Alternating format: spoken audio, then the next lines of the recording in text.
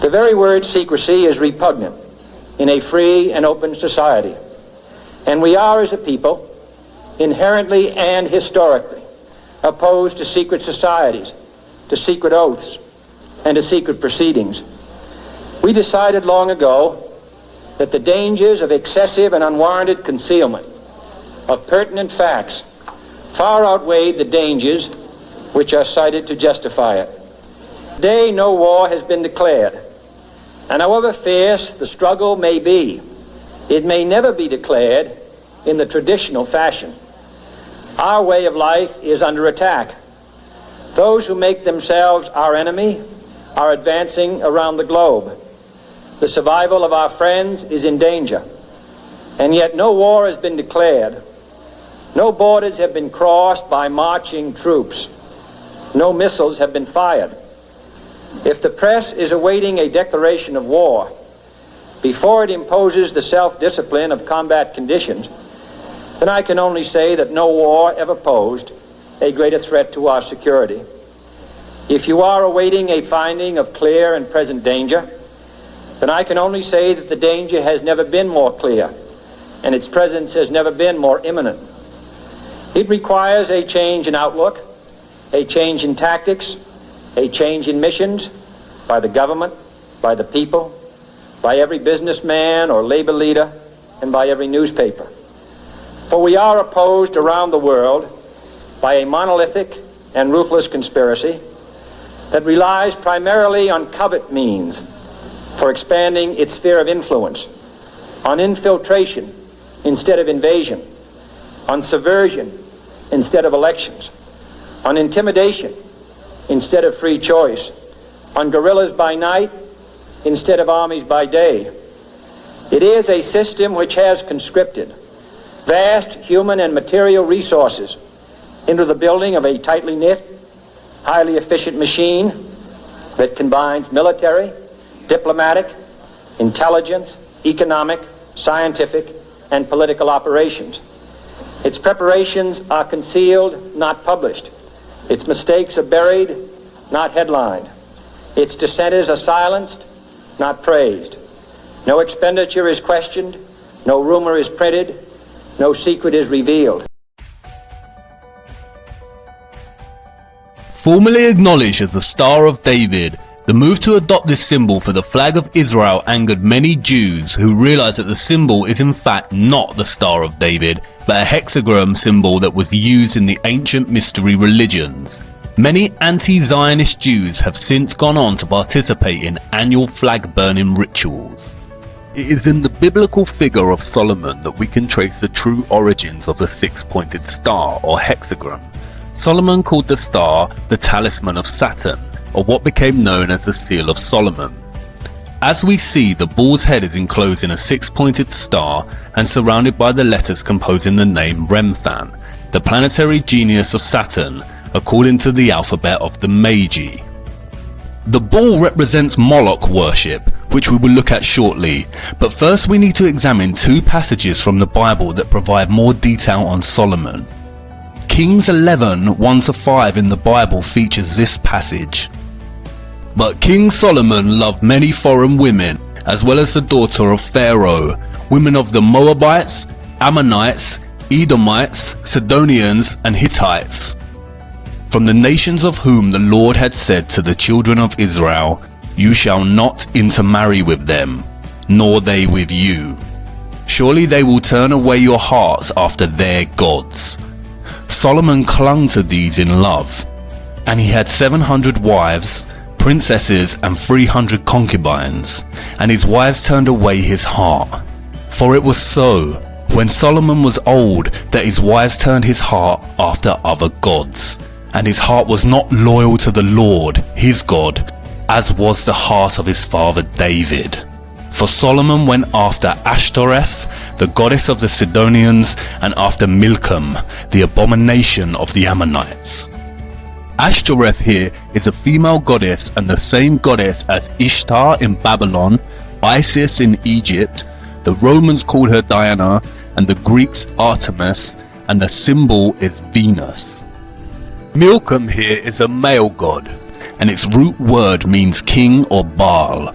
It is the same god that is referred to as Moloch, or Nimrod in Babylon, Osiris in Egypt, Baal in Sidon. There are overlaps with Zeus in Greek culture and Jupiter in Roman culture. The symbol is Saturn. As the passage makes clear, Solomon fell in love with the women of Egypt and began to worship these false gods. Two other passages from the Bible directly reference the symbol of the star, or the seal of Solomon, or the talisman of Saturn. But ye have borne the tabernacle of your Moloch, and Chion your images, the star of your God, which ye made to yourselves. In another passage, just before being stoned to death by the Jews, Stephen accused the Jewish leaders. And you took up the tent of Moloch, and the star of your god Remphan, the figures which you made, in order to worship them. As you see, the star in the Bible is directly correlated with the god Moloch and Remphan.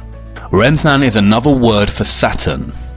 If you study the geometry of the star, you realize it has 6 points, forms 6 equilateral triangles, and its interior forms a 6-sided hexagon. The 6 points, 6 triangles, and 6 sides of the hexagon equate to 666, the specific number that the Bible designated as the mark of the beast, or Lucifer's number. As Revelation states, "Here is wisdom. Let him that hath understanding count the number of the beast, for it is the number of a man, and his number is 666. Kings in the Bible specifically link Solomon with this number. Now the weight of gold that came to Solomon in 1 year was 666 talents of gold. The Bible specifically states that it was Solomon that used the star and not David. In fact, there is no evidence that David was ever associated with a star. We've seen how Freemasonry had been infiltrated and overtaken by the Rothschild Illuminati agenda. Here is what Albert Pike, a Freemason in the 1800s, said about the secret society. Masonry is a search after light. That search leads us directly back, as you see, to the Kabbalah. Kabbalah is the key of the occult sciences. The true philosophy, known and practiced by Solomon, is the basis on which Masonry is founded. It is not only Albert Pike himself who reveals the links between Freemasonry, Solomon, and the Kabbalah. The symbolism of Freemasonry and the Illuminati all overlap with recurring themes of Saturn and the numerology of 666. You see, what Pike is really referring to here is the occult practices of Solomon that are traced back to ancient Egypt and Babylon, and that secretly worship the god of Saturn, or otherwise known as Moloch, or Baal, or Nimrod. In 2012, NASA released yet another CGI image, this time of Saturn's North Pole. In addition to looking very fake and absurd, the image presents the world with what is termed as Saturn's hexagon. As you can see, when connecting the lines within a 6-sided hexagon, it produces other shapes. First that of a cube by joining 3 lines, and then that of a 6-pointed star or hexagon by joining 6 lines. Studying the root word of Kabbalah, I soon realized that Kaaba in Arabic means cube, and Allah means God. Therefore, the literal translation of Kabbalah in Arabic means cube God. And then it dawned on me, I had seen the cube before. In fact, I had seen it everywhere. Here is the cube, or Kaaba, in Mecca that forms part of Muslim worship. As you can see, those worshipping the cube form circles around it, much like the rings of Saturn. Here are Orthodox Jews in their morning prayer, using the tefillin, or the black cube with scrolls inside attached to their foreheads. Here is the Pope, with the 6-pointed seal of Solomon on his hat. Interestingly, if you take the 2D shape of the crucifix and begin to fold it into a 3D shape, it produces a cube. In Hinduism, the hexagram is more commonly known as Shakon. It is the union of Shiva, who represents the male, and Shakti, who represents the female. Hindus also refer to Shiva as Kabbalah Ishwara, the Lord of the Kabbalah. And did you know that there are huge monuments to the black cube throughout the world? Here is the 9/11 memorial from above. An inverted black cube within another inverted black cube. Furthermore, the Saturn symbolism is not just specific to religions and memorials. Even the everyday life of a so-called atheist is rife with Saturn symbolism. And this is not just limited to the cube itself or the star. The rings of Saturn populate our everyday world. We all live by the symbol of Saturn without realizing it. The symbol of Saturn is inextricable from the number 6. Saturn is the 6th planet from the Sun in the heliocentric model. Also, Saturn Day, or what we now refer to as Saturday, is the 6th day. If you look closer at the Freemason square and compass, it is indeed a broken 6-star hexagram. When linking the letters that spell Mason on the $1 bill, you get a 6-pointed hexagram with the Eye of Providence, or the Eye of Horus, specifically highlighted. Horus, again Egyptian gods. Saturn has also become inextricable with Satan or Lucifer. As Manly P. Hall writes, Saturn has also been associated with Satan, and this for numerous reasons. First, many authors argue that the word Satan is derived from the word Saturn. Second, Saturn is associated with the color black, as well as Satan. Third, ancients considered Saturn to be the furthest planet from the Sun, the latter being associated with the principle of good. Saturn is consequently the celestial body that is the less exposed to the Sun's divine light, and thus associated with the coldness of the principle of evil. Finally, the great god Pan, the horned deity, represented Saturn in ancient paganism. This half-man, half-goat creature is considered the ancestor of our modern depictions of Satan. Pan was a composite creature, the upper part, with the exception of his horns, being human, and the lower part in the form of a goat. The pipes of Pan signify the natural harmony of the spheres, and the god himself is a symbol of Saturn because this planet is enthroned in Capricorn, whose emblem is a goat. The pagan Pan also has other guises such as Baphomet, the half-goat, half-human, who has associations with Satan and Moloch. Like Saturn, Illuminati Freemasonry symbolism is prevalent throughout our society in the form of corporate logos and, as Albert Pike said, Freemasonry is the following of the philosophy of Solomon. It is also inextricable from the symbolism of Satanism. Here are some of the most recognized corporate logos we come across in our society today. Rebranding of old Masonic symbols and the emphasis on 666. 666, or the mark of the beast, is repeated throughout corporate symbolism. For instance, World Wide Web, or WWW in Jewish gematria, is 666. It is also used for the logo of the Monster energy drinks. It is also a recurring motif along with the single one eye of Providence. Many celebrities and politicians have been photographed making the 666 hand sign around the eyes. The sign forms a 6 and the 3 fingers indicates 3 score, or in other words, 666. Zechariah 11:17 mentions the eye in specific reference to straying from God and into Satan worship. Woe to the idle shepherd that leaveth the flock. The sword shall be upon his arm, and upon his right eye. His arm shall be clean dried up, and his right eye shall be utterly darkened. And as we see again, many celebrities and famous people covering one eye, a gesture paying homage to the Eye of Horus, the Eye of Providence, and the darkened right eye of Satan. We also see many make the Horn of Canuto hand sign representative of Satan.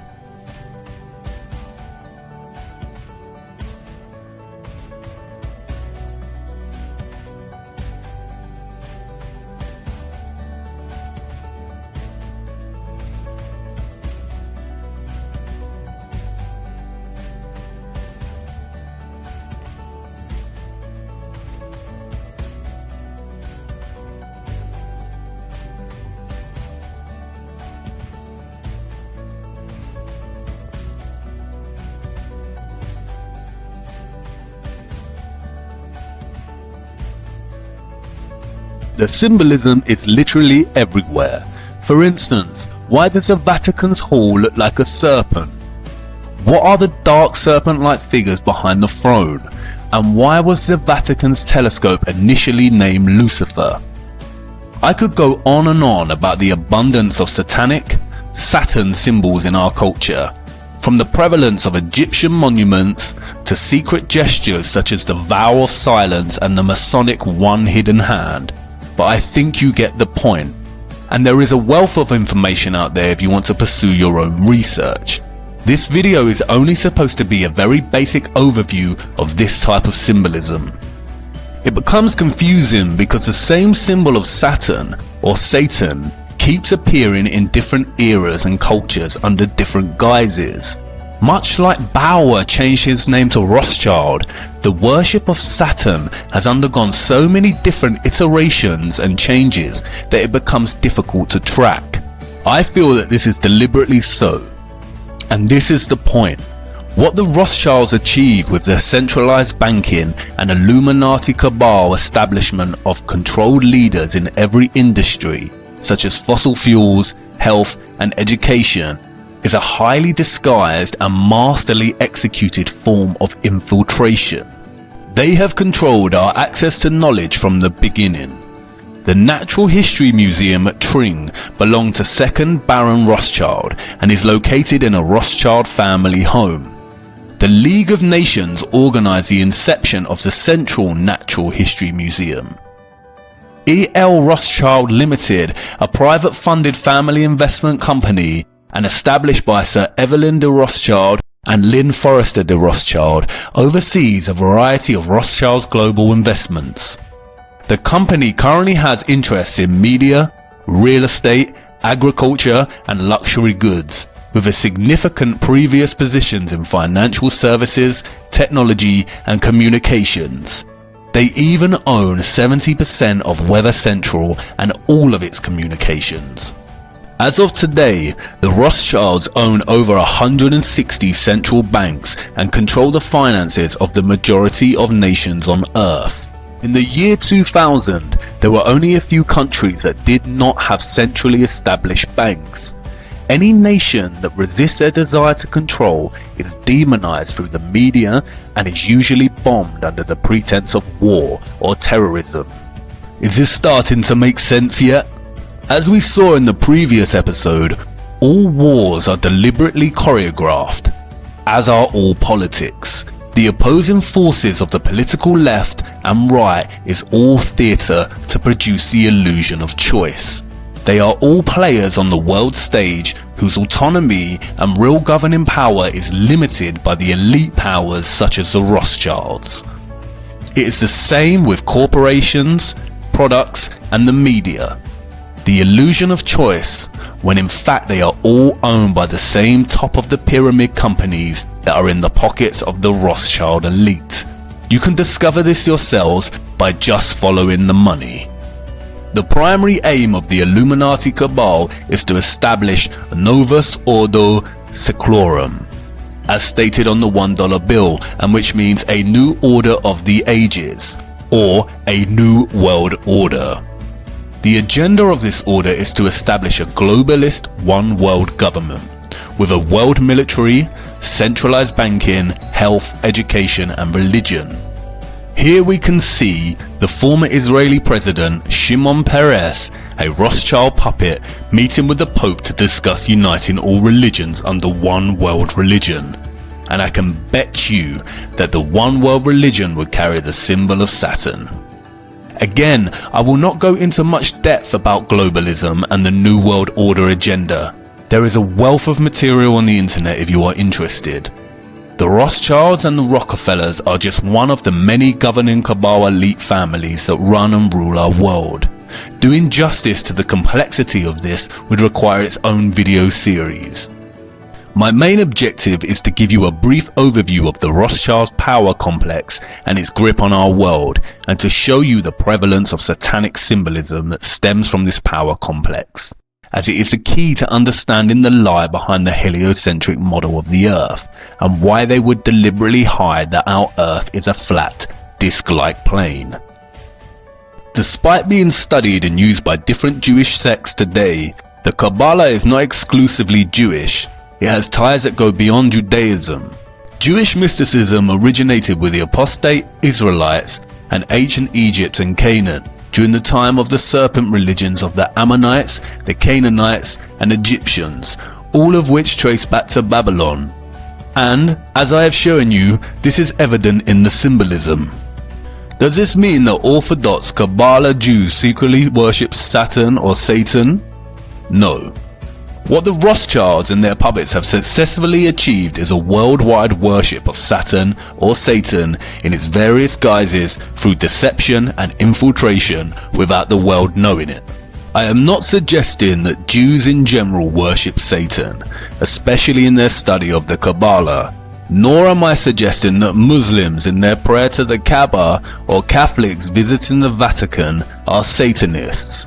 I am showing you that without actually knowing it, we are all in some way giving our energy and worship to this satanic lineage without realizing it.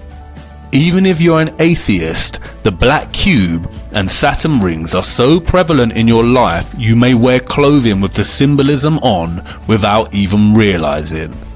It is now important to return to the Big Bang. As I mentioned in the previous episode, the Kabbalah Ein Sof provides us two conclusions: that either the Big Bang has proven the Kabbalah and its teachings, or that the Big Bang theory was stolen from the Kabbalah. But you see, perhaps there is an even more sinister conclusion behind this.